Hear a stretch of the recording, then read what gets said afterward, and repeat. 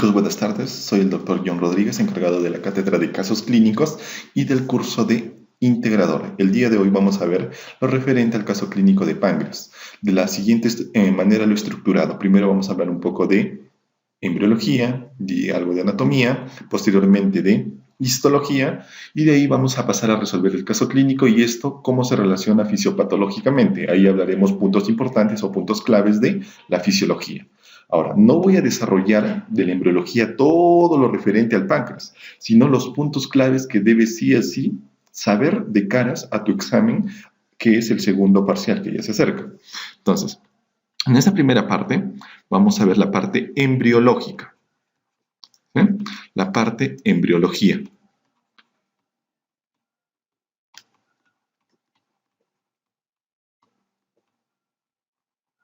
¿Sí? En la parte embriológica, ¿qué tenemos que saber?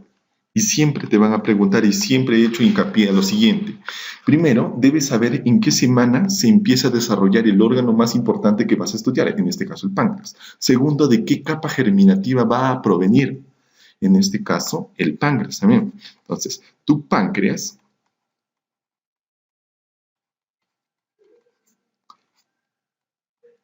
primera pregunta que te van a hacer, ¿en qué semana inicia la formación? Inicio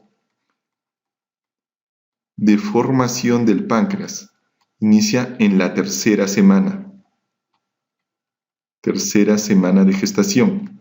Siguiente, ¿de qué capa germinativa proviene? Este proviene del endodermo. Sin embargo, este endodermo va a surgir posteriormente dos estructuras que son claves en la formación del páncreas, que son las famosas yemas, tanto la yema dorsal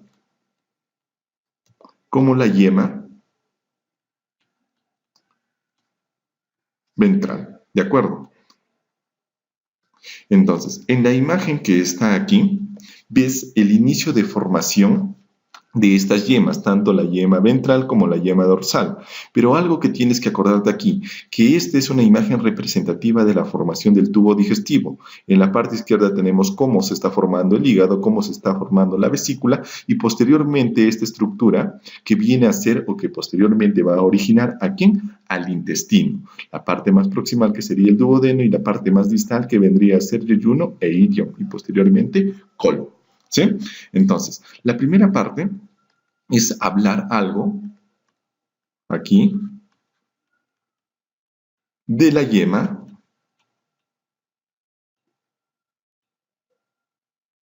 dorsal. ¿Sí? Ahora, la yema dorsal proviene del endodermo, pero específicamente ¿de qué endodermo?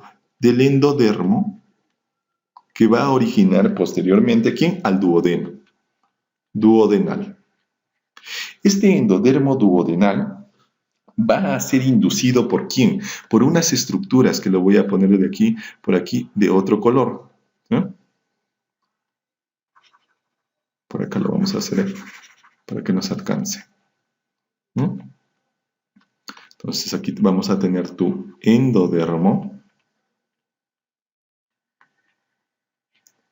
duodenal que va a ser inducido por unas estructuras, que lo vamos a poner de este color, unas estructuras que son preguntas de examen, que es por un lado la notocorda, y lo pongo en mayúsculas porque esta ha sido pregunta de examen, el más significa inducido, induce al endodermo duodenal. ¿Y quién más? El endotelio. ¿De quién? De la aorta dorsal. Mírenlo por acá, por aquí está la aorta. ¿Sí? Entonces, esa aorta junto a la notocorda inducen ¿a quién? Al endodermo duodenal. ¿Para qué? Para que éste produzca unas sustancias que le van a ayudar acá, para que produzcan, a producir unas sustancias. ¿Cuáles son esas sustancias? La activina más una que está en sus siglas en inglés, el factor de crecimiento de los fibroblastos, pero el tipo 2. Entonces, estas dos sustancias son secretadas ¿por quién? Por el endodermo duodenal gracias a la inducción de la notocorda y el endotelio de la aorta dorsal. ¿Para qué? Para que al momento de ser secretadas estas sustancias, estas dos vayan y ocasionen que supriman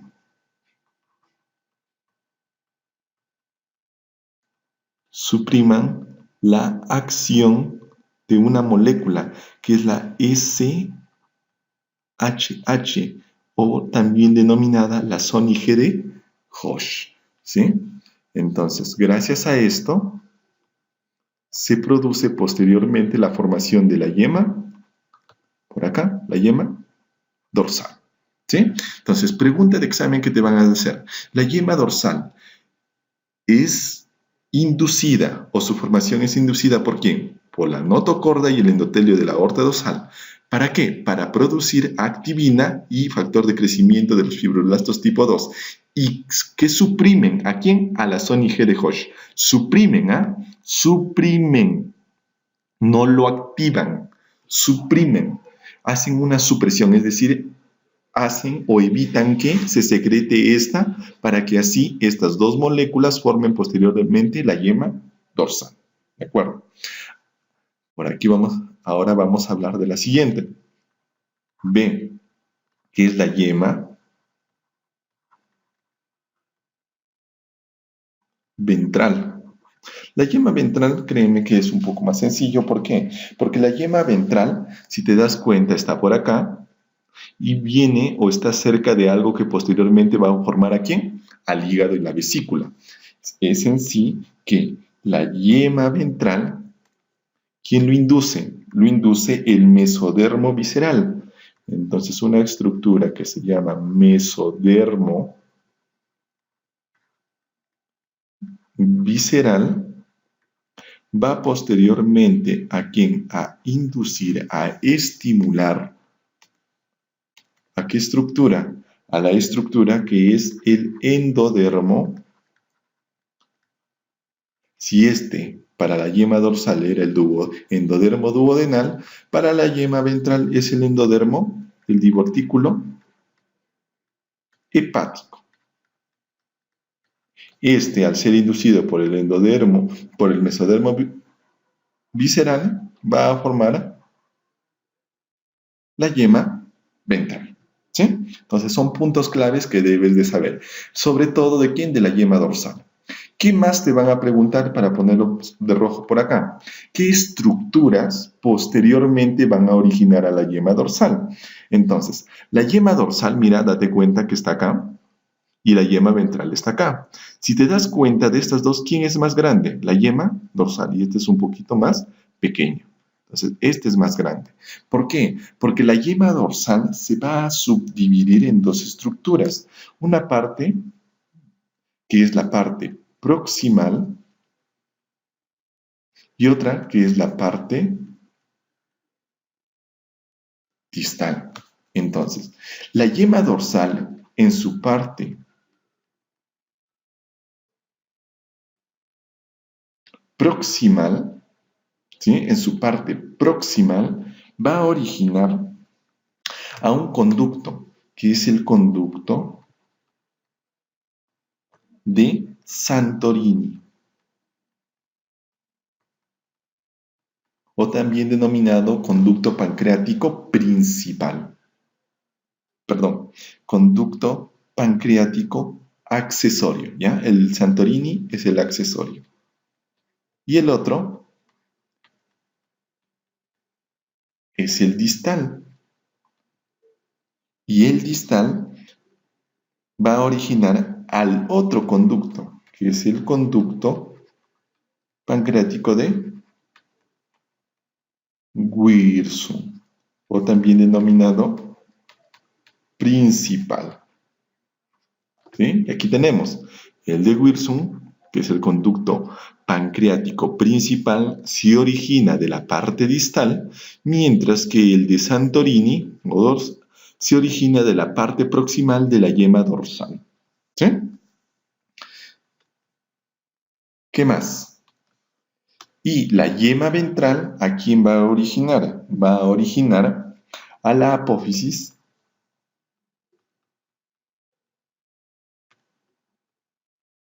unciforme, ¿a quién más?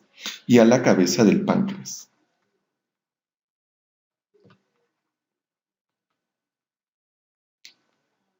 ¿Sí? Entonces, todo esto son los puntos claves que debes de saber de embriología. Siguiente. Y anatomía, además de las relaciones que debes de saberlo, además de la inervación que debes de saber, lo que siempre, siempre, siempre te van a preguntar es la vascularización. ¿Sí? Entonces aquí vamos a ver algo de anatomía.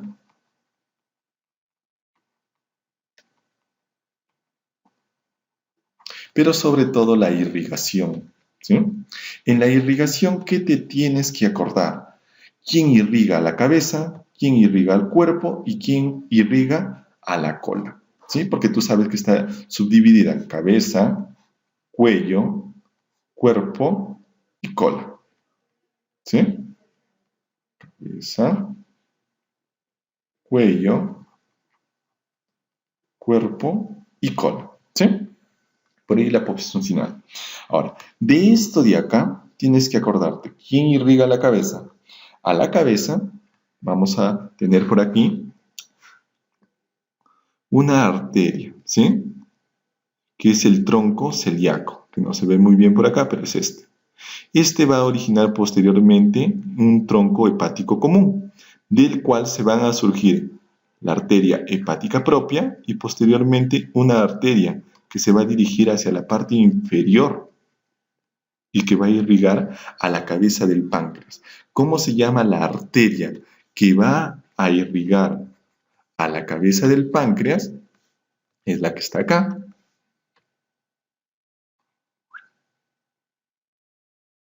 La que está ahí. ¿Sí? ¿Cómo se llama esa arteria? Esa es la arteria gastroduodenal. ¿Sí? Entonces, la arteria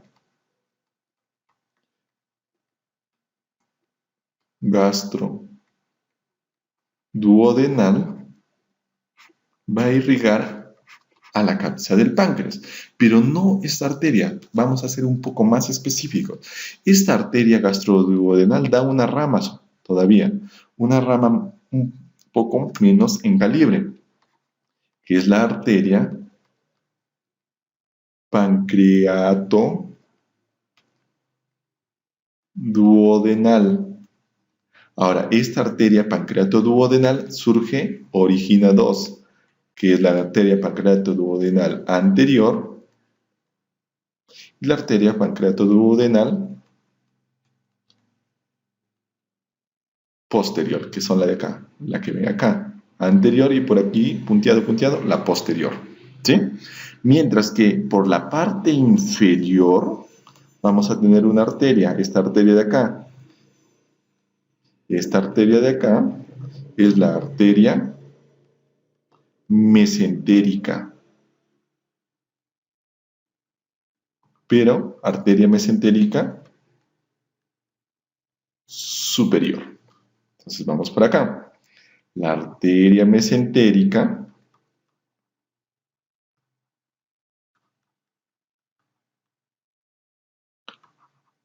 superior va a originar de igual manera su arteria pancreatoduodenal, pero este era, perdón, me olvidé acá, la arteria pancreatoduodenal superior.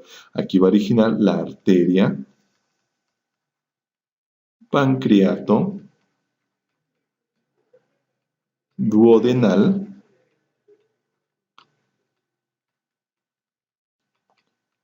inferior, ¿sí? Que viene a ser esta arteria de acá. Esta arteria de acá posteriormente va a originar de igual manera su rama arteria pancreatoduodenal inferior posterior y su arteria pancreatoduodenal inferior anterior. Y estas se van a unir, van a hacer anastomosis.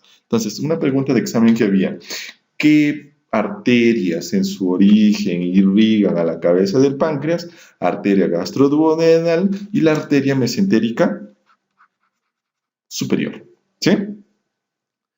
Entonces, esto es para la irrigación de la cabeza. Cabeza de páncreas, aquí hay que ponerlo, cabeza.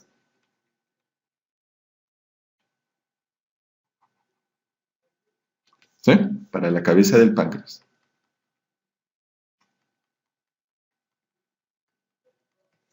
Ahora vamos a hablar un poco de las demás partes de la cabeza del páncreas. Entonces, las siguientes estructuras es el cuerpo y la cola. ¿Sí? Perdón, el cuello y el cuerpo. Por acá, el cuello más el cuerpo del páncreas son irrigados, estas dos, por una rama, ¿sí? Con una rama que viene por acá y que nace de la arteria esplénica. Entonces, la arteria esplénica, que esta nace del tronco celíaco y todavía, por ser más específico,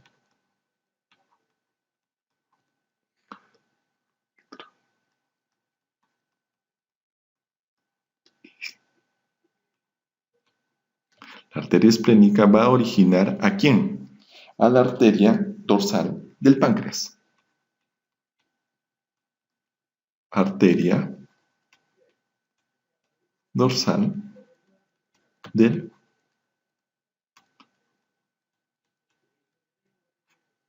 páncreas. Este va a irrigar al cuello y al cuerpo.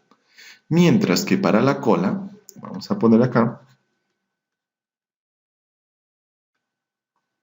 la cola, si se dan cuenta, hay una arteria serpenteante. ¿Cómo se llama esta arteria? Esa es la arteria esplénica. De igual manera, la cola va a ser irrigada por ramas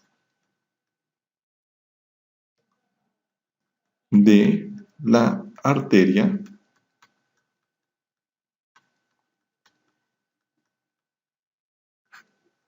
esplénica. ¿De acuerdo? Entonces, de todo esto, ¿cuál sí o sí deben acordarse? De la cabeza. ¿Sí? Ahora vamos a la siguiente, la parte de histología.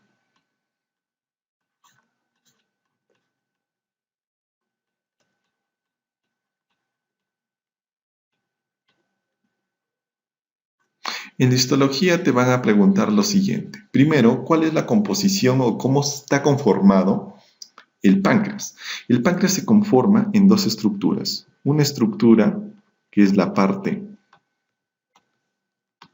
endocrina, y esta parte endocrina está formada por estructuras o agrupaciones de células que son los famosos islotes pancreáticos o de Langerhans, mientras que la parte exocrina, que va a secretar el famoso jugo pancreático con las diversas enzimas, lipasa, amilasa, quimiotripsina, tripsina, entre otros. Entonces la parte exocrina está conformada en algo que se llaman los acinos pancreáticos. ¿Qué te han preguntado de esto? ¿Cómo se forman? Los acinos pancreáticos son agrupaciones de células piramidales que secretan hacia un conducto, que seguro ya te han explicado. Este conducto posteriormente lleva la secreción de todas estas células piramidales hacia el exterior, por el conducto de Wilson y por el conducto de Santorini. Pero la parte de los islotes pancreáticos, su secreción va directamente ¿a dónde? Hacia la sangre. Ahora, los islotes pancreáticos o los islotes de Langerhans están distribuidos tanto en la cabeza, en el cuello, en el cuerpo y en la cola del páncreas. Sin embargo, pregunta de examen, ¿en qué lugar encontramos mayor cantidad de islotes pancreáticos? La mayor cantidad se ubican, lo pongo por acá, en la cola de páncreas. ¿Ya? La mayor cantidad de islotes pancreáticos se ubica en la cola del páncreas. Pregunta de examen. Ahora, estos islotes pancreáticos están compuestos por diversas células. Las células son las células beta, que es un 50-80%, es decir, la mayor cantidad, las células alfa, que es un 35%, las células delta, un aproximado de un 10%, y otras células que es en menos cantidad, las células F y las células epsilon. ¿Sí? Ahora, ¿cómo están compuestas estas? Estas células beta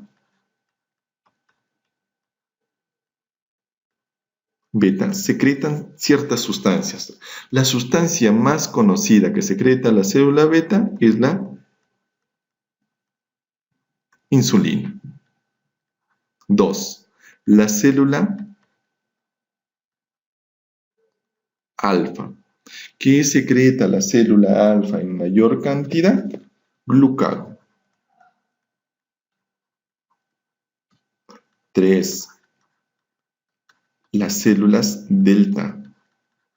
¿Qué secreta las células delta en mayor cantidad? Somatostatina. Hasta ahí todo el mundo lo sabe, pero las otras dos células son poco conocidas, que es la célula F, o también denominada PP. ¿Por qué? Porque secreta algo que se llama el polipéptido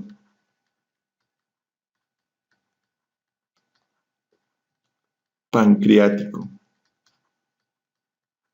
mientras que el otro es la célula E o epsilon.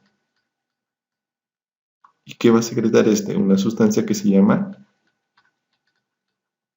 grelina. Pero ahí quedan todos, ahí te enseñan la mayoría.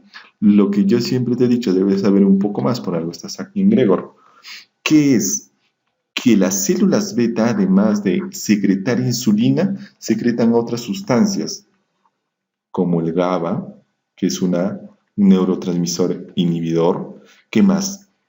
El péptido C, que ya vamos a ver cómo es cómo es que se llega a formar. Otro, que es el IAPP, que viene de las siglas en inglés que significan el polipéptido amiloide.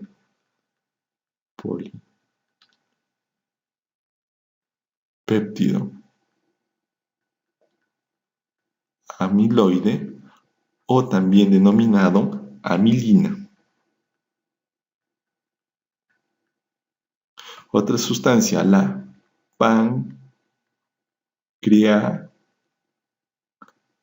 pancreaestatina. Entonces, esas sustancias, además de la insulina, son secretadas por las células beta. ¿De acuerdo? Entonces, esto es el pequeño repaso anatómico, histológico, embriológico que debes sí o sí saberlo. Ahora pasemos ya en sí a la resolución del caso clínico. ¿No? Entonces, el caso clínico que nos cuente, vamos a ponerlo por acá.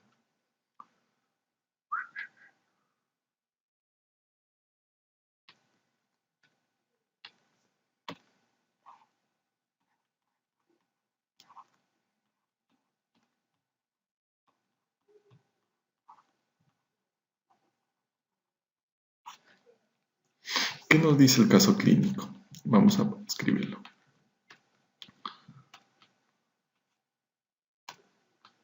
¿Mm?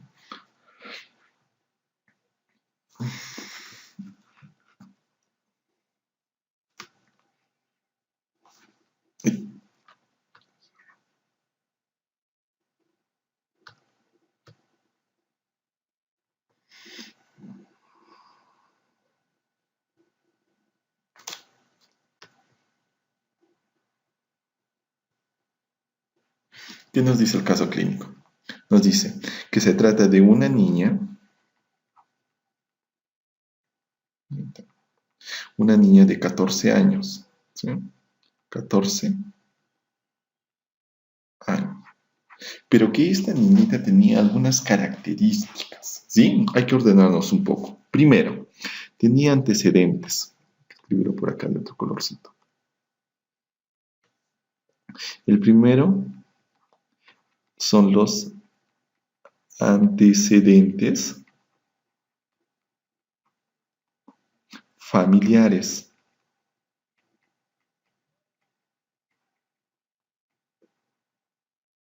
¿Qué te dicen los antecedentes familiares de la niña? Que la niña tenía su papá más su mamá más su abuela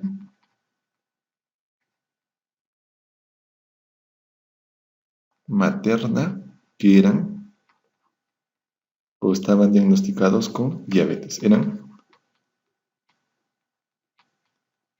diabéticos. ¿De qué tipo? Diabetes mellitus tipo 2. Te lo dice el caso. ¿Qué más te dicen? Otros antecedentes.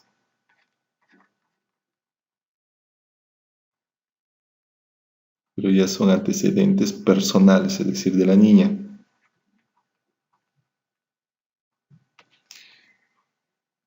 Dentro de los antecedentes personales que te menciona, por acá vamos a poner.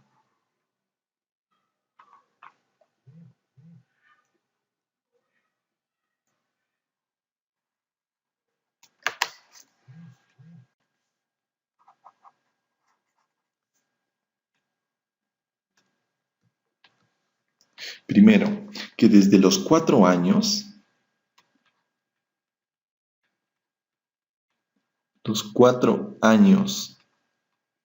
de edad, la niña sufría de algo que es el sobrepeso. Después, a los 8 años de edad,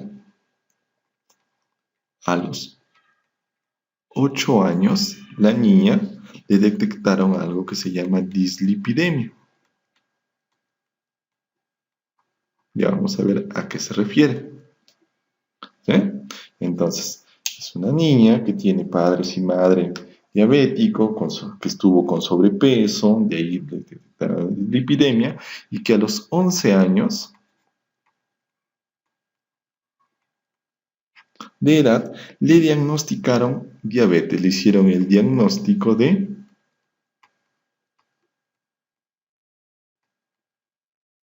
diabetes. ¿Sí? Diagnóstico de diabetes.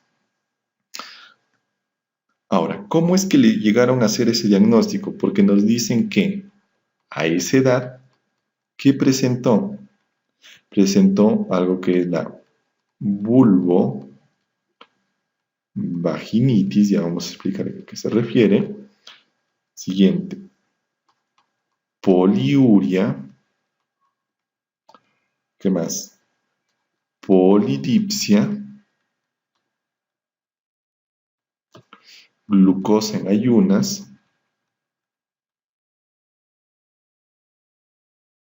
de aproximadamente 282 miligramos por decilitro, y que actualmente tenía polidipsia y poliuria. Seguía con estos de acá. ¿Sí? A partir de esto, ¿qué tratamiento le dieron? ¿Qué tratamiento le dieron? Vamos a escribirlo por acá.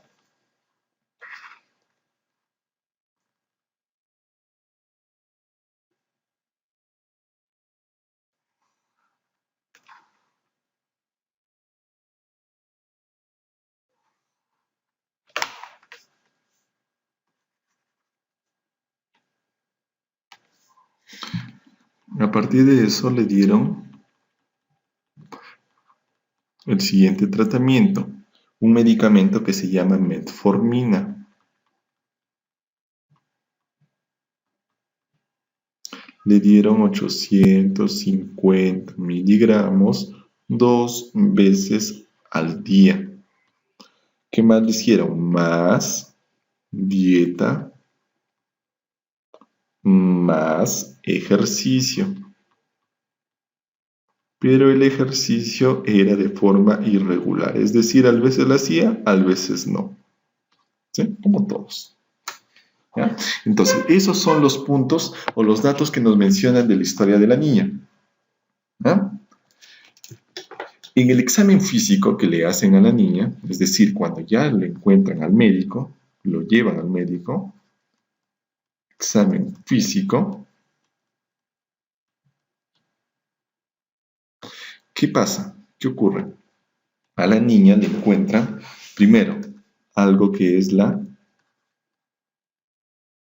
obesidad. Y ahí lo menciona todavía, obesidad abdominal,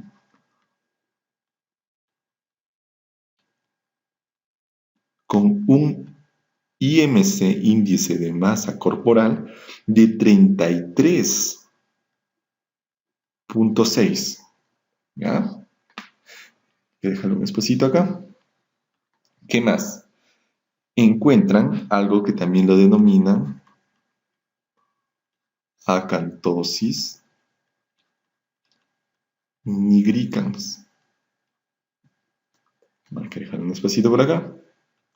Y otra cosita, que le empieza el Tanner, que es el desarrollo sexual, es en 4, que esto es normal. Es decir, el Tanner, tanto a nivel de mamas como en vello púbico, era normal.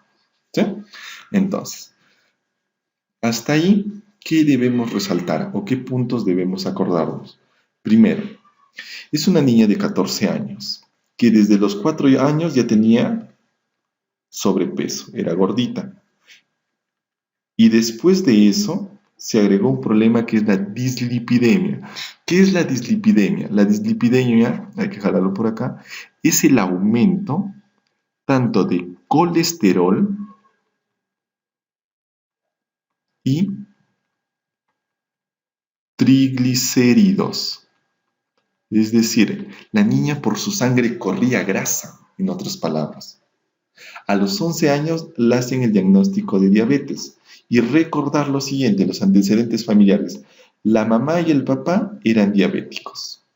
Entonces, algo que siempre te tienes que acordar, para que una persona sospeche en diabetes, debes preguntarle siempre, ¿tu mamá, tu papá o tus hermanos eran diabéticos? Si te mencionan sí, hay una alta probabilidad que también lo sea esa persona. En el caso de la niña, tenía su papá diabético, su mamá diabética y la abuela materna diabética. Entonces tenía una gran carga genética que le aumentaba o apoyaba para que sea diabética. Ahora, en los niños, a ver, algo que debemos tener claro. En los adultos, cuando se diagnostica diabetes, ha pasado aproximadamente 10 años desde que la enfermedad ya ha estado presente, pero de manera silenciosa. Pero en los niños se diagnostica de manera más temprana. ¿Y gracias a qué? A los siguientes síntomas. Una diabetes en un niño, tienes que pensar que tenga diabetes, y ya vamos a ver que hay tipos de diabetes, tienes que pensar en un niño que tiene diabetes cuando tiene sobrepeso, cuando el mamá y la papá son diabéticos y cuando tiene este problema de dislipidemia. ¿Y qué más? Los siguientes síntomas.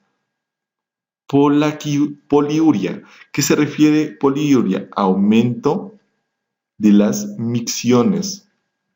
De la micción. Va muchas veces al baño y orina bastante. Polidipsia. ¿Qué se refiere? Aumento de la sed.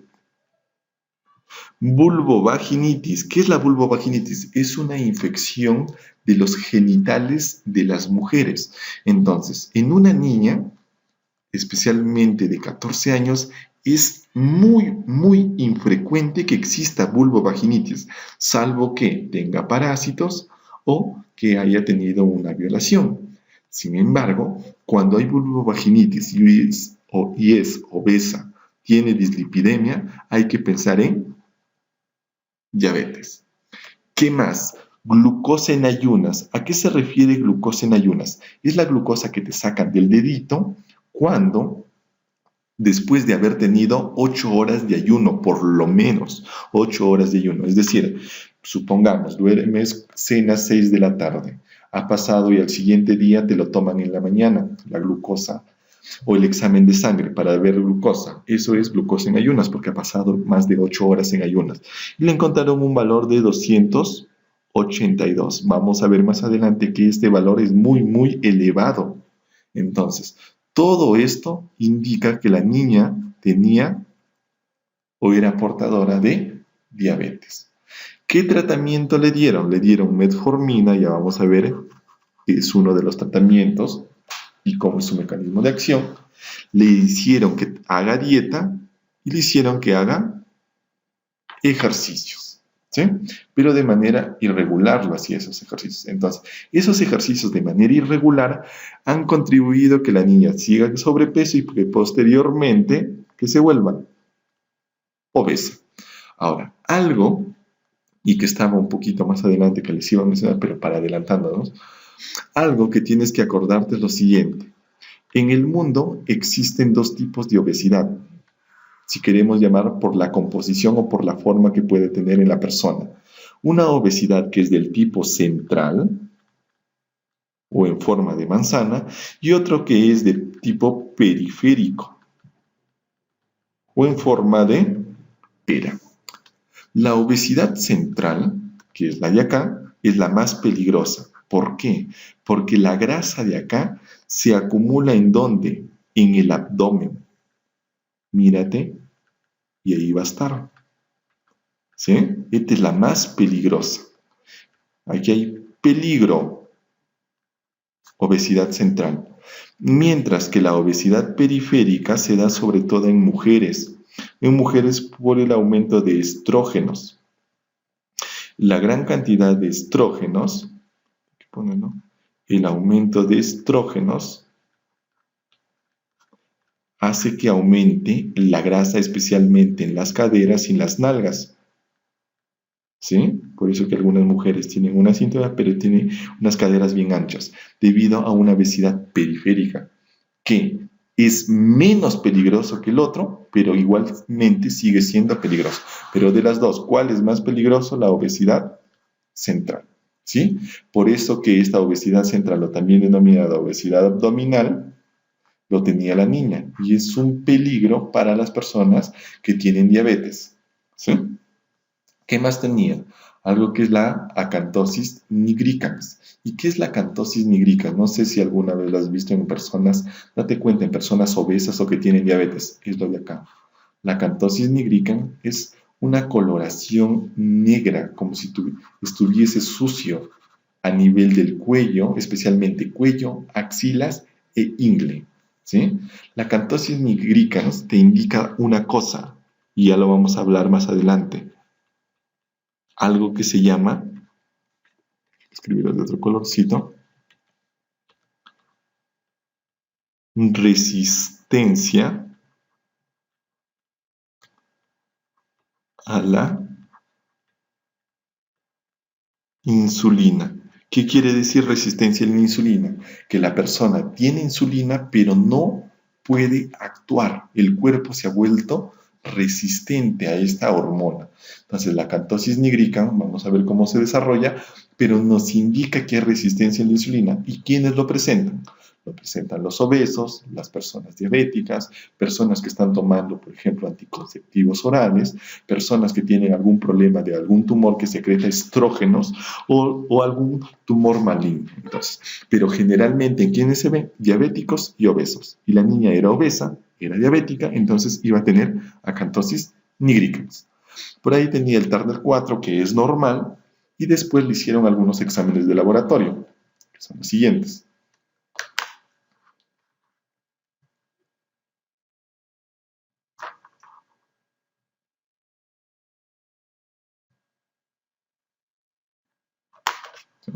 Le hicieron unos exámenes de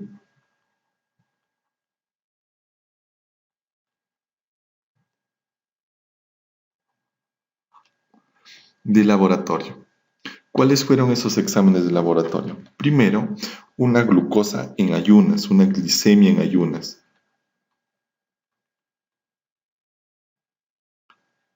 Estos exámenes de acá son los que le hicieron cuando tenía 11 años, pero acuérdense que tiene 14 años. Esa glicemia en ayunas que le hicieron actualmente, ¿cuánto salió? 269.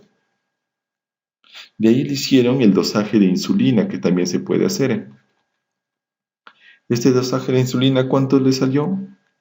29. De ahí le hicieron dosaje de péptido C. ¿Cuánto le salió? 4,6. Y ahí están las unidades de medida. De ahí le hicieron algo que es la hemoglobina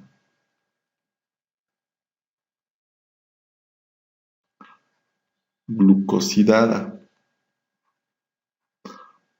o también que se simboliza como HbA1c. ¿Y cuánto le salió? 9,2%. ¿Qué más le hicieron? Colesterol.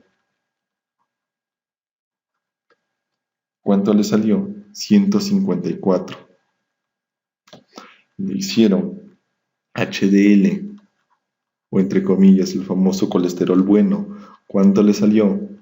38. Le hicieron LDL. ¿Cuánto le salió? 94. Le hicieron triglicéridos.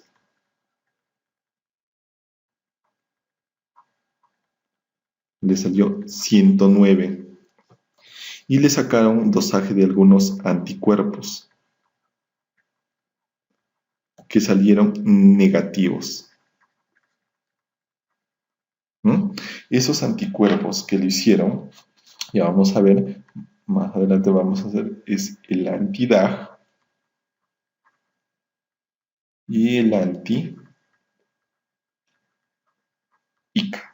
¿Ya? El anti-DAG como el anti-ICA nos sirve para detectar un tipo de diabetes, que ya vamos a hablar más adelante. Pero ¿qué significa anti-DAG? Anti-DAG significa anticuerpo contra el ácido glutámico descarboxilasa.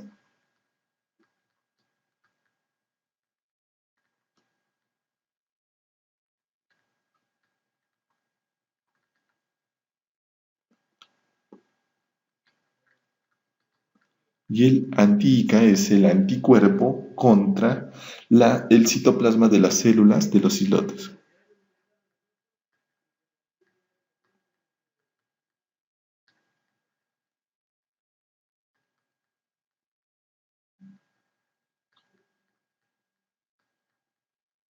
Entonces, anti-DAG es anticuerpo contra el ácido glutámico descarboxilasa y el anti-ICA es el anticuerpo contra el citoplasma de células de los islotes.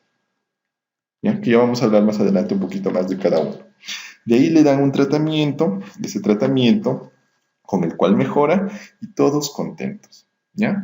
Pero respecto a esto, vamos a ver lo siguiente. ¿Sí? Vamos a ver lo siguiente y vamos a hablar de lo que tiene nuestro paciente. Entonces, nuestro paciente, ¿qué ha sucedido? Ha sucedido lo siguiente.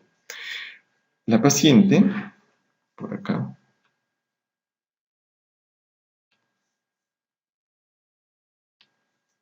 ¿no? Lo hemos visto.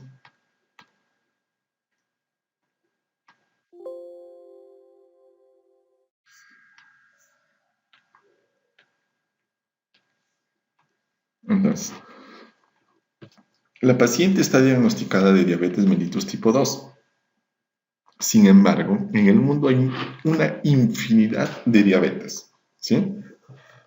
Entonces, de diabetes mellitus, hay tipo 1 y la tipo 2, que son las más conocidas o las que más comúnmente se mencionan hoy en día.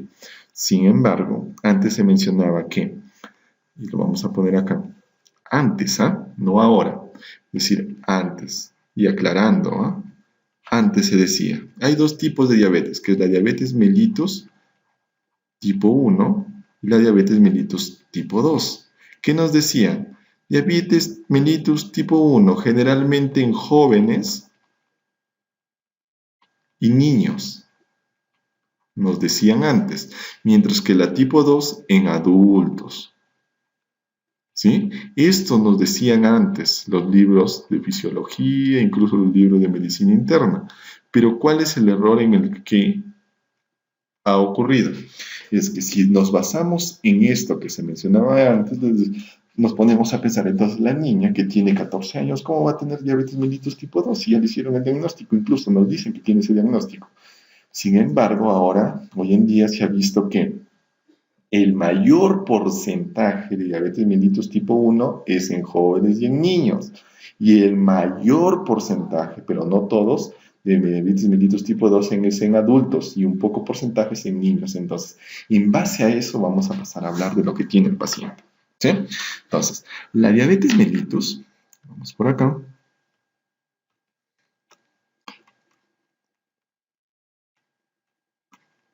La diabetes mellitus tipo 2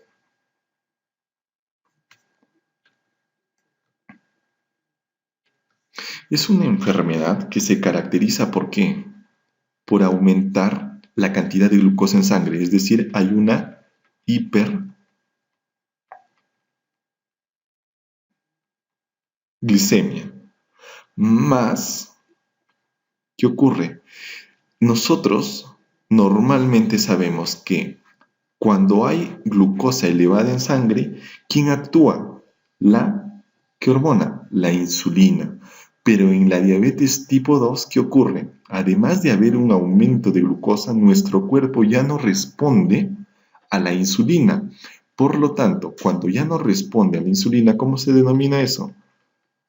Resistencia a la insulina. ¿Sí? Entonces, por un lado, tienes tu cuerpo que está con abundante glucosa y por otro lado tienes que la hormona que se encargaba de secretar, perdón, de disminuir la cantidad de glucosa ya no está trabajando. ¿Qué más ocurre? Ocurre que hay una disminución o deterioro en la secreción de insulina. Y justamente este es uno de los puntos más importantes. ¿Por qué? Porque se dice que cuando una persona se le diagnostica de diabetes, se dice que para que exista deterioro de la secreción a insulina, ¿qué existe? Hay una destrucción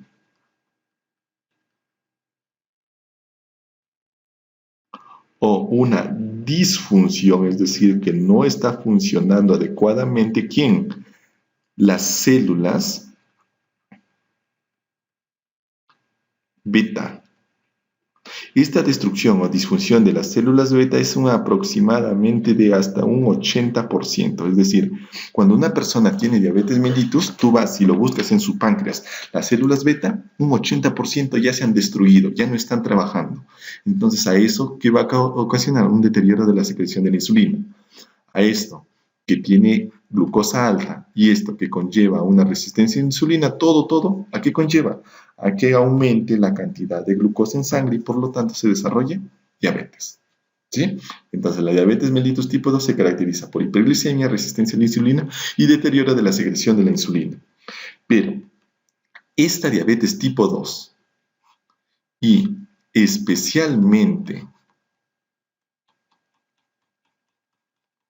en niños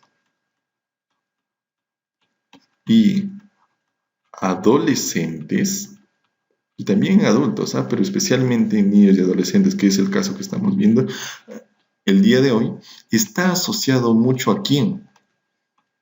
En niños y adolescentes está muy asociado a la obesidad. ¿Y qué es lo que tenía nuestra paciente? ¿Por qué? Además de estar asociado a la obesidad, hay otros factores. Es decir, esta va a ser una niñita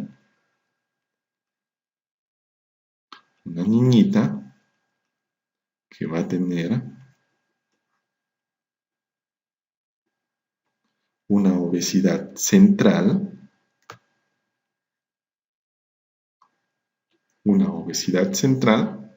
entonces esta obesidad central, ¿qué va a ocasionar? ¿O se va a asociar con qué? Con diabetes. ¿Qué otros factores, por acá lo voy a poner, otros factores de riesgo existen para que una niña tenga diabetes mellitus? 1. Historia familiar. Historia familiar. Es decir, papá, mamá, hermanos, abuelos pueden predisponer heredando los genes de la diabetes. ¿Quién más? El género. Se ha visto que las mujeres están más predispuestas que los varones para tener diabetes. ¿Quién más? Las condiciones de resistencia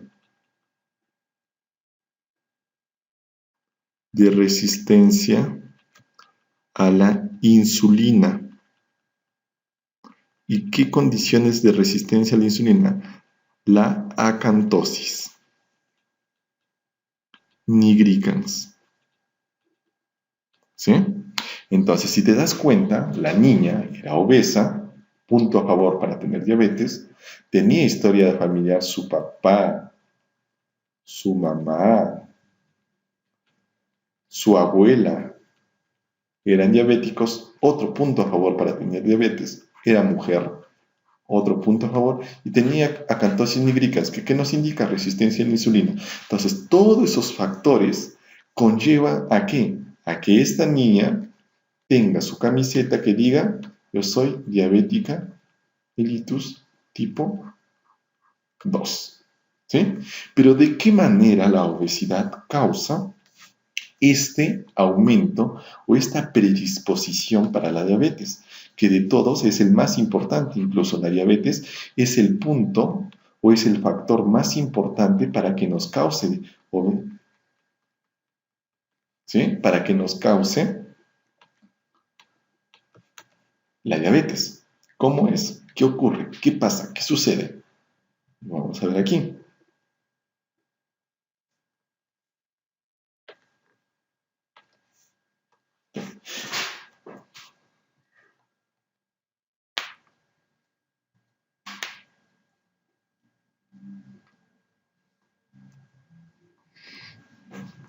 Y entonces, ¿qué ocurre?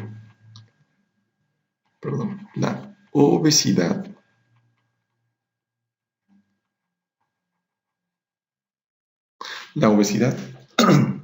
acuérdense, y para toda su vida, ¿no? Ser obesos es malo. ¿Y por qué es malo? Porque la obesidad es un estado de inflamación. Así como cuando se te inflama la garganta y es faringitis, se te inflama, no sé, el oído y es otitis, la obesidad causa un estado de inflamación. La grasa causa un estado de inflamación.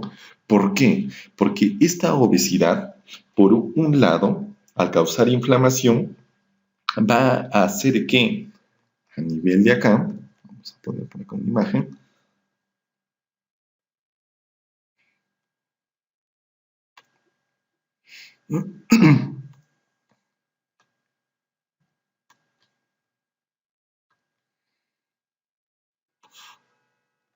aquí de acá, nosotros tenemos esta imagen. Normalmente, ¿qué pasa?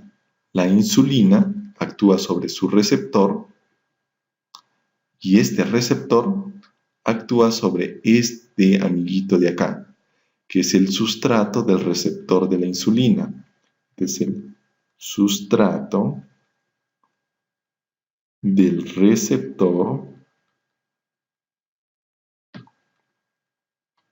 de la insulina, que es el amiguito que posteriormente hace que actúe o que cause los efectos de la insulina. ¿Qué pasa? La obesidad es un estado inflamatorio que va a producir ¿qué sustancias? Va a producir interleucina 6, que es una citocina inflamatoria. Va a producir el factor de necrosis tumoral tipo alfa, que es una citocina inflamatoria. Va a producir algo que son las adiponectinas, que son sustancias inflamatorias, y va a producir algo que es la proteína C reactiva, que son sustancias inflamatorias. Estas sustancias, al estar muy aumentadas en la obesidad, van a ir a nivel molecular y bloquean a este amigo, al sustrato del receptor de la insulina. Lo bloquean. Al bloquearlo, ¿qué va a pasar? La insulina, por más que llegue acá, ya no va a poder hacer que su receptor, mediante este amigo de acá, pueda comunicarse con todos los mensajeros internos. Entonces, ¿eso qué ocasionaría? La famosa resistencia a la insulina. ¿Gracias a quién? A la obesidad. Y la obesidad, ¿cuál es el estado de inflamación o la obesidad? ¿Qué parte de tu cuerpo causa este estado de inflamación? Sobre todo la grasa que se acumula a nivel abdominal. O sea, tú puedes tener grasa en todo tu cuerpo, que tampoco es malo, ¿ah? Pero la grasa a nivel abdominal es la más peligrosa. Esa causa el estado de inflamación. ¿Qué más causa? Causa que normalmente nosotros sabemos que a nivel de la grasa, estos son los adipocitos, llamemos a estos adipocitos,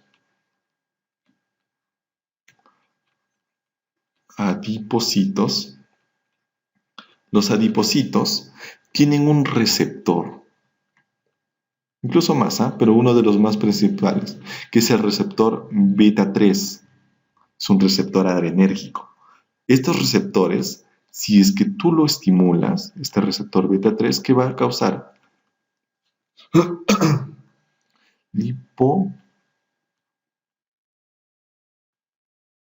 Lipólisis. Es decir, va a destruir a los adipocitos si es que tú estimulas. Pero ¿qué causa la diabetes? ¿Qué causa la obesidad? Perdón. La obesidad va acá y lo bloquea. Entonces, si bloquea y destruye a este receptor, ya no va a causar lipólisis. ¿Y qué va a pasar? ¿Qué va a originar?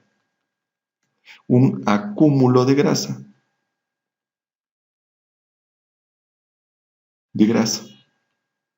¿Y esto qué va a conllevar? A que aumente tu grasa a nivel abdominal, ¿ya? Entonces, estos son mecanismos que están descritos, que no son cosas que se deducen, sino que se ha demostrado que la obesidad es un estado inflamatorio que va a causar afectación a nivel de este sustrato del receptor de la insulina y a nivel de los adipocitos. En resumen, la obesidad, por acá, causa efecto a nivel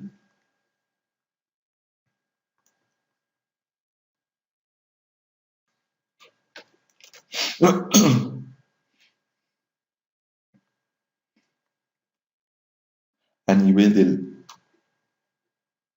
pre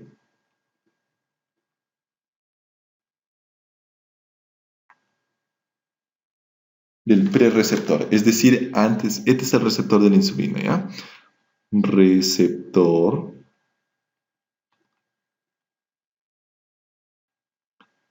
que se refiere prereceptor, es decir, todo lo que está antes de este receptor. ¿Y qué ocurre o qué causa la obesidad en ese prereceptor?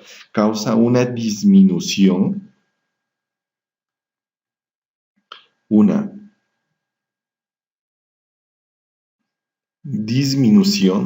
¿de qué? De la cantidad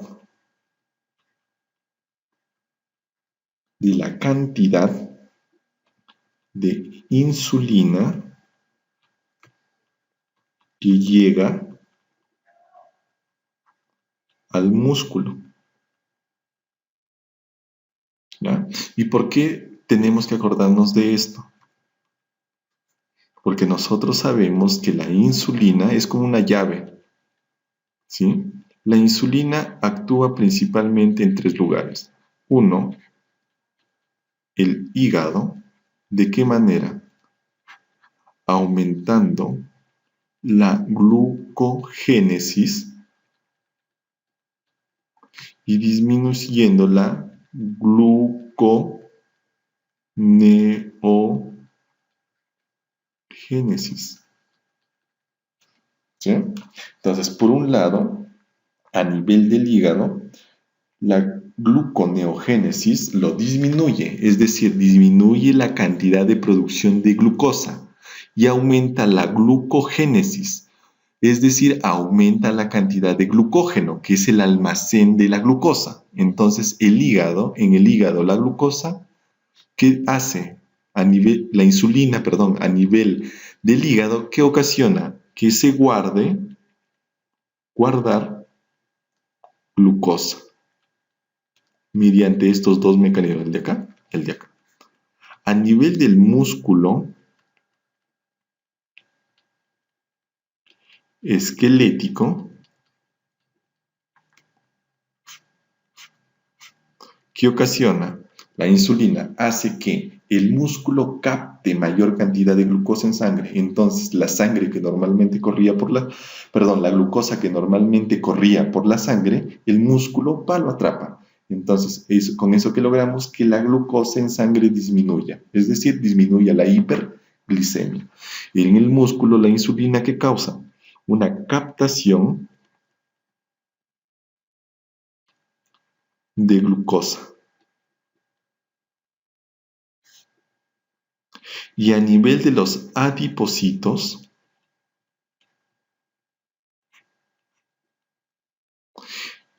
la insulina logra que la cantidad de grasa se almacene, ¿sí? Se almacene. ¿Pero de qué manera? ¿De qué manera? Disminuyendo los ácidos grasos libres. Acuérdate, cuando te hablen de ácido graso libre, es una sustancia tan dañina que nace de los adipocitos. Pero ¿qué logra la insulina? Que esos ácidos grasos se queden dentro del adipocito, es decir, el adipocito no sea destruido y no libere eso a la sangre.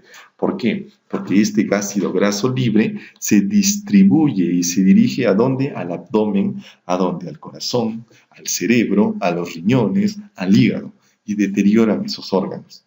Entonces, la insulina logra esto a nivel del hígado, músculo esquelético y adipocitos.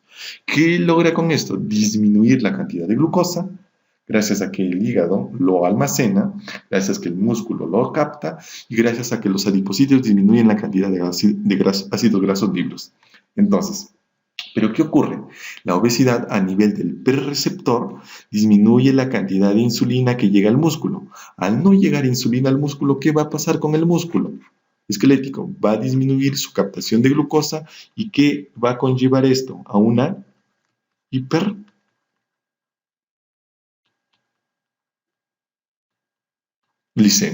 ¿Sí? Entonces, acuérdate, lo de acá es lo normal que ocurre. ¿Ya? No te vayas a confundir por los colores. Siguiente. A nivel del receptor, a, a nivel del receptor, como te has dado cuenta, por acá, la obesidad es un estado de inflamación que causa que el receptor, posteriormente, al bloquear este sustrato del receptor de insulina, ya no funcione o ya no actúe la insulina. O sea, llega la insulina y no va a pasar señal. Llega la insulina, no va a pasar señal. Este receptor, gracias a que existe una resistencia a la insulina y que existe una hiperglicemia, ¿qué va a causar? Que el receptor ya no funcione. Entonces existe un deterioro del receptor. ¿sí? Deterioro del receptor. ¿Gracias a quién? A la obesidad por estas sustancias inflamatorias. Y a nivel del porreceptor,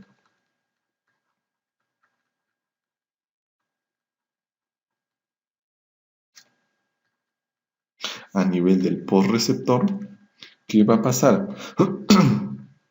Va a haber una inhibición ¿de quién? Del IRS1. ¿Y esto que va a ocasionar? Que las señales que daba la insulina no sean transmitidas. Entonces hay también una inhibición de la señal de la insulina. Entonces, si te das cuenta, la obesidad es un estado inflamatorio que causa todos estos problemas a nivel del receptor, postreceptor y antes del receptor. Pero, ¿cuál es la palabra clave o la frase clave? Resistencia a la insulina. ¿Mm? Entonces, ¿qué ocurre?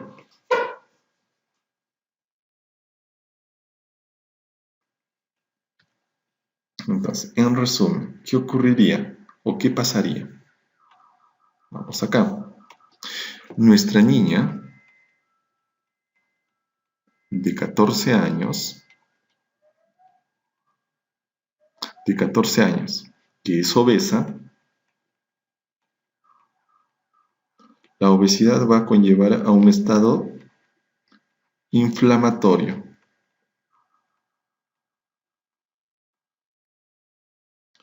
Este estado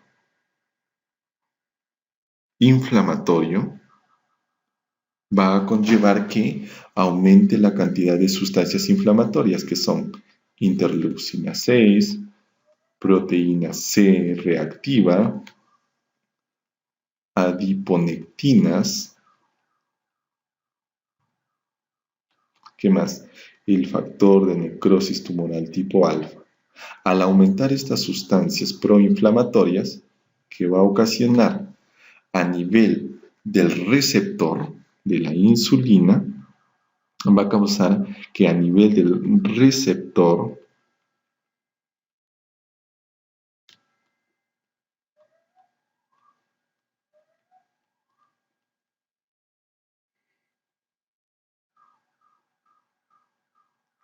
conlleve, por un lado, por acá, o por acá, a nivel del receptor de la insulina, va a causar un deterioro. ¿Deterioro de quién? Del IRS1. ¿Eh? ¿Qué más?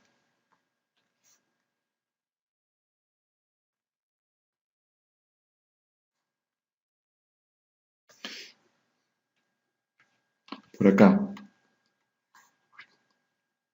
a nivel del músculo,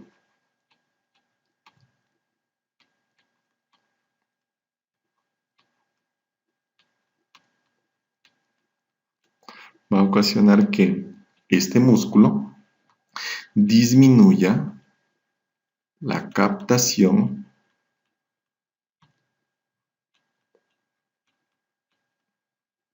de glucosa a nivel del hígado.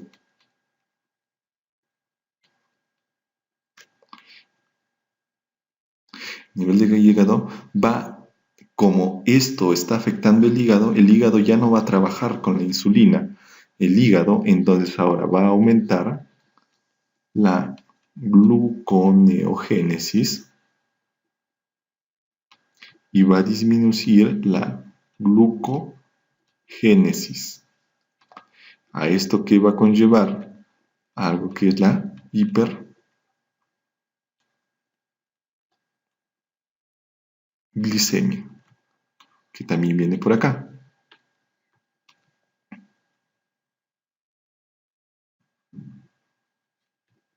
Por otro lado, a nivel de los adipocitos,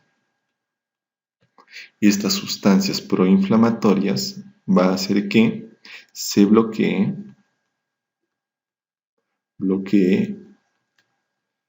el receptor adrenérgico beta 3. Esto que va a conllevar a un aumento de ácidos grasos libres. Este aumento de ácidos grasos libres va a aumentar ¿qué? Va a ser un aumento de colesterol,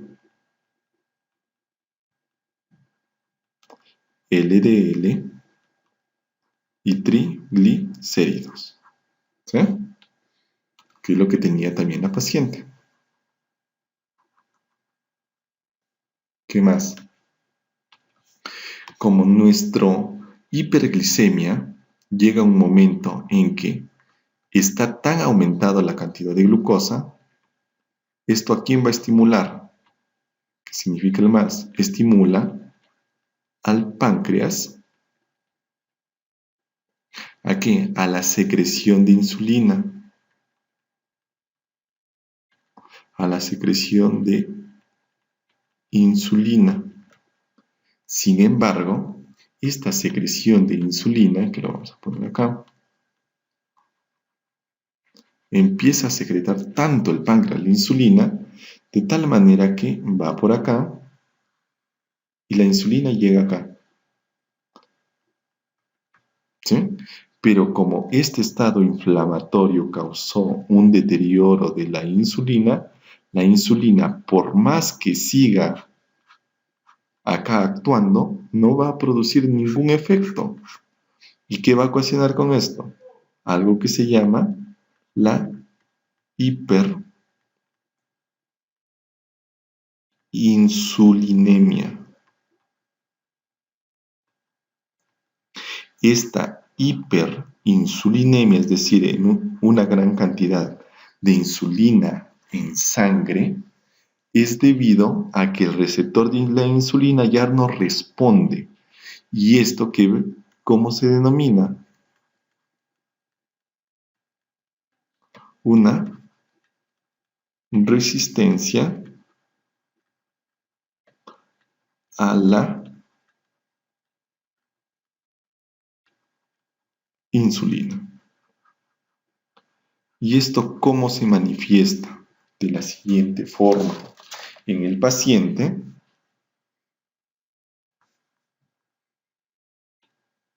esta resistencia a la insulina, ¿qué ocasiona? Porque tanto el exceso como la falta, si no hay insulina, ¿qué ocasiona? Que aumente la glucosa. Pero si hay mucha insulina, ¿qué ocasiona? Ocasiona también deterioro, porque el receptor de la insulina no está respondiendo. Entonces, esta hiperinsulinemia, ¿qué causa? Causa que estimule a nivel de los fibroblastos, que son células que producen tejido conectivo, y los queratinocitos, estimulan los fibroblastos y a los queratinocitos, la hiperinsulinemia. ¿Para qué? Para que estos dos empiecen a proliferar. Al proliferar, como hay mucha insulina, la insulina es el alimento de los fibroblastos y los queratinocitos. Al proliferar, ¿qué ocasiona? Que a nivel del cuerpo empiecen a formarse rayas, y esas rayas que parecen suciedad. ¿Cómo se llama eso? Acantosis nigricans. Esta acantosis nigricans es señal ¿de qué? De resistencia a la insulina. ¿Por qué? Si hay resistencia a la insulina, ¿qué viene paso atrás? Hiperinsulinemia. Hiperinsulinemia, ¿quién estimula? A fibroblastos y a queratinocitos. Estos queratinocitos y fibroblastos proliferan y a nivel de la piel, ¿cómo se forma? Acantosis nigricans. Es más, si tú quieres saber gracias a qué receptor el fibroblasto y el queratinocito prolifera es porque estos tienen un receptor que se llama el receptor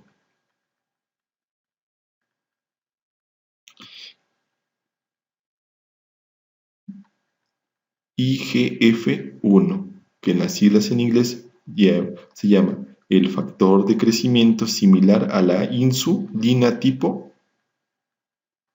1. ¿Sí? Entonces, todo este proceso, ¿gracias a quién? A la obesidad, que es un estado inflamatorio que conlleva, por un lado, una hiperglicemia, que la hiperglicemia en un inicio estimula la secreción del páncreas, de la insulina.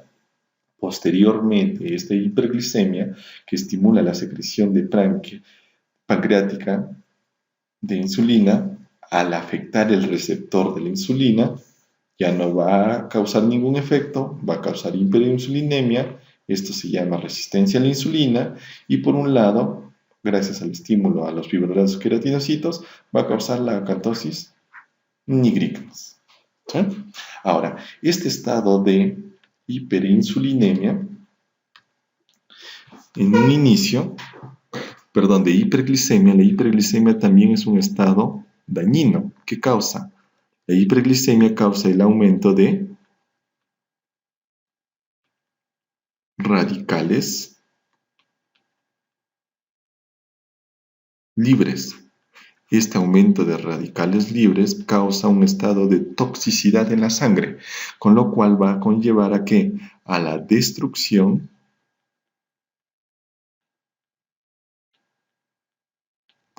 de las células beta del páncreas. Si yo destruyo las células beta del páncreas, ¿qué me va a ocasionar?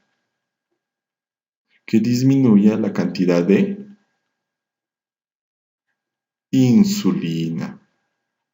Y esto posteriormente, si nuestro paciente en un inicio tenía resistencia a la insulina, ¿qué me va a conllevar? A que el paciente, al disminuir la cantidad de insulina, tenga diabetes mellitus tipo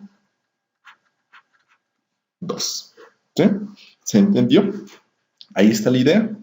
Ya. Ahora, ¿qué más tenemos que saber? Lo siguiente. Eso es toda la fisiopatología que ha ocurrido en el paciente. Pero ¿qué más tenemos que saber? Que el diagnóstico de diabetes tipo 2 se hace de diversas formas. Una es sacando la glucosa en ayunas. Es decir, con 8 horas de ayuno se le saca una muestra de sangre al paciente. ¿Y qué te dice? Que si esta persona en glucosa en ayunas tiene una glucosa mayor o igual a 126 miligramos por decilitro, tiene que haber dos condiciones. Si la persona es sintomática, es decir, tiene polidipsia o poliuria, se dice que si tiene este valor solamente se le toma una vez. En el caso del paciente, ¿qué tenía? Tenía polidipsia, tenía poliuria. ¿Y cuánto le salió de valor en la glucosa? 269. Ese es actualmente, pero antiguamente cuando le diagnosticaron a los 11 años, 288. Mira, ve, está elevadísimo, casi el doble. Entonces solamente bastó una vez para diagnosticar la diabetes. Pero si la persona es asintomática, no tiene ningún síntoma, pero tú sospechas porque es obesa, porque tiene familiares, se le toma 2 veces. ¿Ya? Esa es la glucosa en ayunas. 2. También, ¿cómo se hace? Con la hemoglobina glucosidada, o también denominada la HbA1c. ¿Qué es la hemoglobina glucosidada? Nosotros sabemos que en la diabetes mellitus tipo 2 hay un aumento de glucosa. Entonces, la glucosa, ¿por dónde viaja? Por la sangre. Entonces, esta glucosa que viaja por la sangre, entonces están los glóbulos rojos acá y llega un momento en que la glucosa se llega a adherir al glóbulo rojo. Y tú sabes que el glóbulo rojo contiene en su interior, ¿qué tiene? Hemoglobina. Entonces, esta glucosa que se adhiere al glóbulo rojo se une posteriormente con la hemoglobina. Por eso que se llama hemoglobina glucosidada. ¿Qué ocurre con la hemoglobina glucosidada? Se dice que cuando es un valor mayor o igual a 6,5, ya se tiene el diagnóstico de diabetes mellitus tipo 2. ¿Y el paciente cuánto tenía? El paciente cuánto tenía de valor en el caso clínico tenía 9,2, ¿sí? 9,2 de hemoglobina glucosidada. Tercera forma que puedes hacer también el diagnóstico es cuando tú le das o le tomas una glucosa al azar y tiene síntomas. Es decir, tiene síntomas como polidipsia, poliuria y le tomas una glucosa, así en cualquier momento, puede haber comido, no puede haber comido y le sale mayor a 200. Ese también hace el diagnóstico de diabetes mellitus tipo 2. ¿Ya? Ahora, en cuanto al colesterol, el colesterol en la persona, en este pacientito, ¿cuánto era? En el paciente, entonces, aquí, volvamos acá. La glicemia en ayunas estaba muy elevada, recontra elevada. La insulina, y vamos acá, la insulina era un valor de 29, lo normal es de 4 a 14. Entonces, este valor de 29 que te dice que está elevada. Al estar elevada, ¿qué te indica? Que hay una hiperinsulinemia. ¿Qué te está diciendo? Que el cuerpo está produciendo todavía las últimas reservas de insulina, pero no está respondiendo a esos efectos, ¿sí? A esos efectos de la insulina.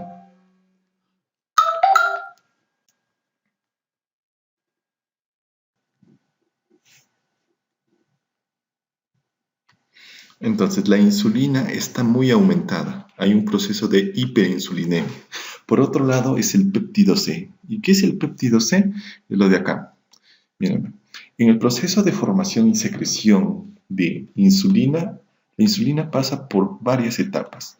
Una de las etapas es lo de acá. La insulina se forma de algo que se llama preproinsulina, posteriormente la proinsulina y posteriormente origina la insulina más el péptido C. Por eso que en la parte de histología que les decía, las células beta, además de insulina, ¿qué producen? Péptido C. ¿Por qué? Porque al secretar insulina va a secretar la otra parte que estaba junto a la insulina anteriormente, que es el péptido C. El péptido C en este lugar lo han encontrado de 4,6. Lo normal es este valor, ¿sí? Si esto estuviese disminuido, ¿qué nos diría? Que las células beta del páncreas no tienen o no están produciendo una suficiente cantidad de insulina, es decir, las células beta estarían destruidas si es que estuviese disminuido, ¿de acuerdo? Pero como está adecuado, nos están diciendo que la cantidad de insulina que está produciendo es la adecuada, ¿sí? La hemoglobina glucosidada, 9,2, lo normal que está muy aumentada, lo normal, o cuando se hace ya diagnóstico de diabetes cuando es mayor o igual a 6,5. El colesterol es de 1,54, que está normal, un poquito elevado porque debe ser, en el caso de niños, menor a 180. La HDL, este es el colesterol entre comillas bueno, está muy disminuido. Lo normal debe ser mayor a 40. El LDL está normal. Los triglicéridos, lo normal está un poquito elevado. Lo normal es que sea menor a 100 en el caso de niños. Y hay estos anticuerpos, y que es de lo que vamos a hablar a continuación.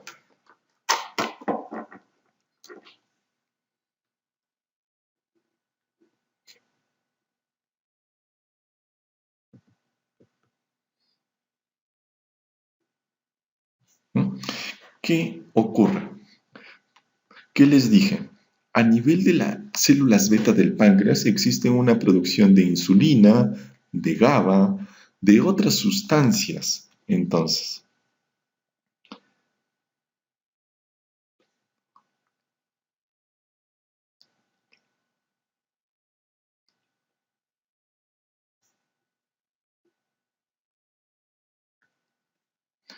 ¿qué ocurre?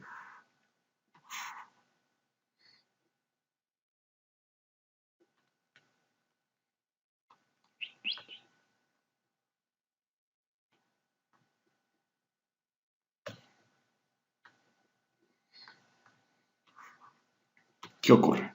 ¿Ya? Esta es una célula beta,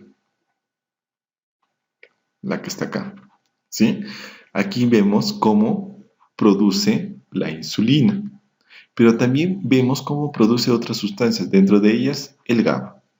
Pero el GABA para producirse proviene de un aminoácido que es el glutamato. Pero ¿cómo se transforma glutamato en ácido gamma aminobutírico, que es el GABA? Gracias a esta enzima, que es el ácido glutámico descarboxilasa. ¿Sí? Esta enzima, ¿en dónde se encuentra? Se encuentra en las células beta. Entonces, ¿qué ocurre? Y aquí vamos a hablar de unas diferencias. Primera diferencia, existe diabetes mellitus tipo 2 y diabetes mellitus tipo 1. Si te has dado cuenta, en la diabetes mellitus tipo 2 existe una destrucción aproximada de un 80% de destrucción de las células beta. Es decir, que posteriormente va a haber por ahí algunas células beta que producen algo de insulina, es decir, solamente va a haber un déficit parcial de insulina.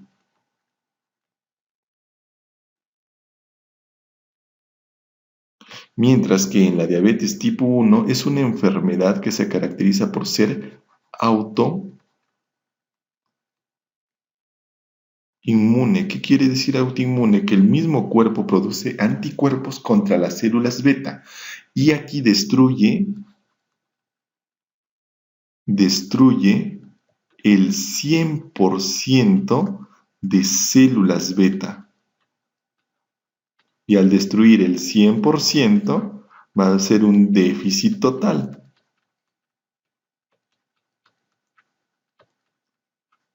De insulina. ¿De acuerdo? ¿Qué más? Al existir en la diabetes tipo 2, vamos a ponerlo por acá, está muy relacionado, como lo hemos visto en el caso clínico, ¿con qué? Con la obesidad. Se encuentra muy, muy relacionado con la obesidad, la diabetes mellitus tipo 2. ¿Sí? Generalmente las personas son obesas, es decir, son personas gorditas. Generalmente se presenta en mayores o iguales de 10 años. ¿Sí? ¿Qué más? Puede haber o existe una íntima relación ¿con qué? Con resistencia a la insulina.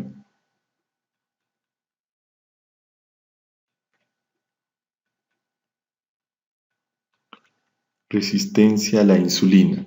Y al haber resistencia a la insulina, ¿quién se va a presentar? La acantosis. Entonces, si encuentras una persona con acantosis nigricans, hay una alta probabilidad que tenga diabetes mellitus tipo 2.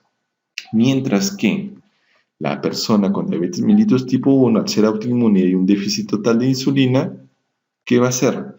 Va a ocasionarse o se va a presentar generalmente en menores de 10 años y al ser autoinmune, es decir, que el mismo cuerpo destruye a las propias células, va a haber producción de autoanticuerpos.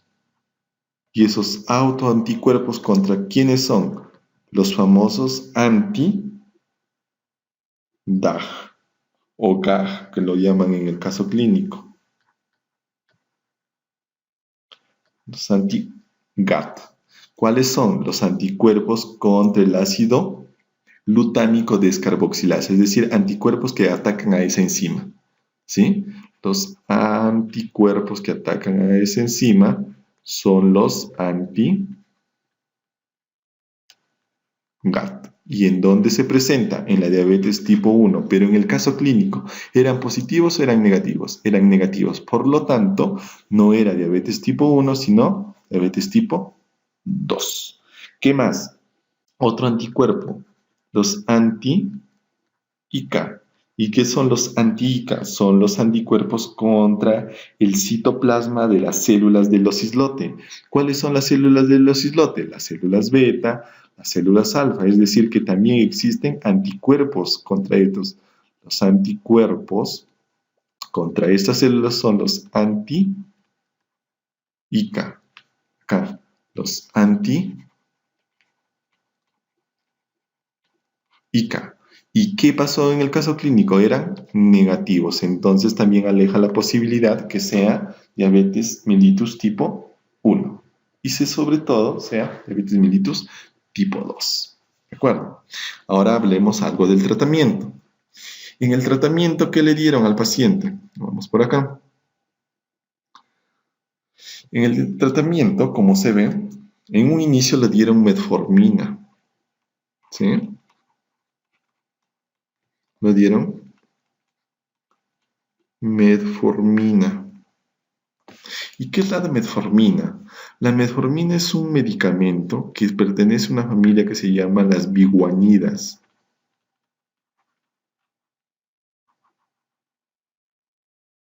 ¿Ya? Y que si lo queremos resumir en una palabra, ¿cuál es su función? Es un anti-hiperglucemiante o glicemiante, es decir, disminuye o evita el aumento de la cantidad de glucosa en sangre. ¿Y de qué forma? La metformina actúa a nivel del intestino, a nivel del hígado, a nivel del músculo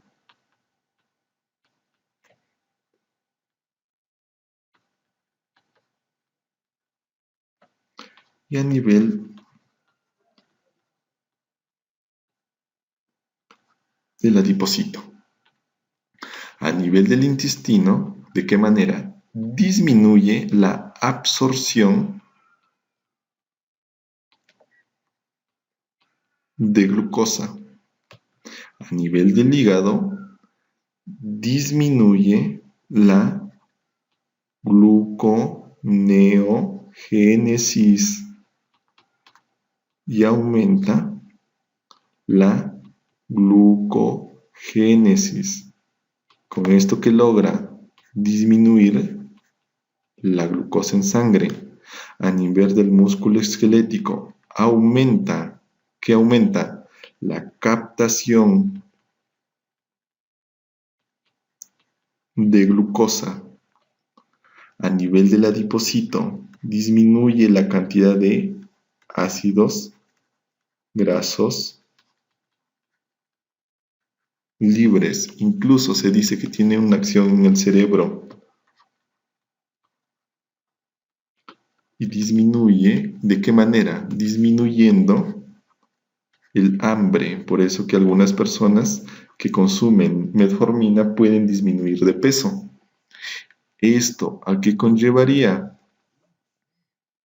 ¿A qué conlleva todo esto?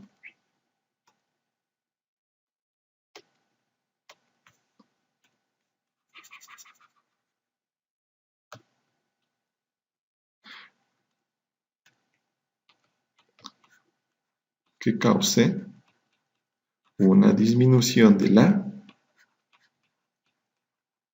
glucosa y por lo tanto también que disminuya la resistencia a la insulina. A eso, ¿qué se agrega? Que tenga una dieta adecuada. ¿De qué manera? La dieta baja en carbohidratos. ¿Qué más? Que haga ejercicios. ¿Por qué? Porque estos ejercicios que causa acá causa un aumento de la captación por parte del músculo esquelético y por lo tanto disminuye la resistencia a la insulina. Por eso que, en primer lugar, le dieron metformina 850 miligramos 2 veces al día y se vio que la glucosa, y vamos por acá, primer acto, le dieron metformina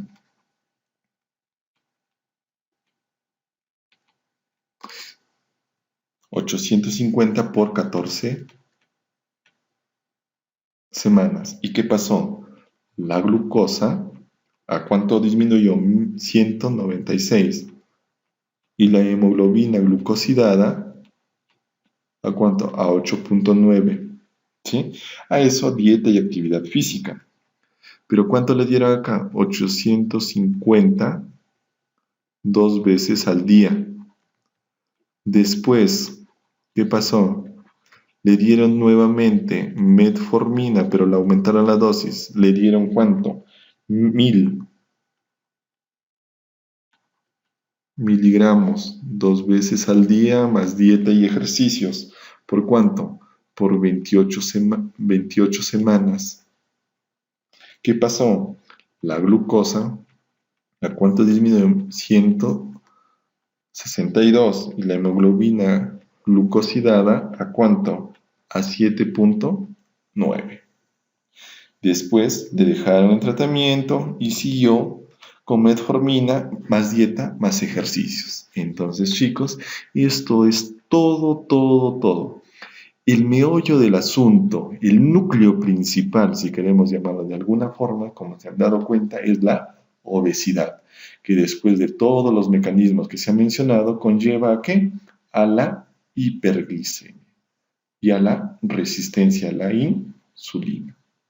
¿Sí? En nuestro caso clínico y todos los aspectos más importantes que debes de conocer tanto de la anatomía, histología, embriología del páncreas. ¿Sí?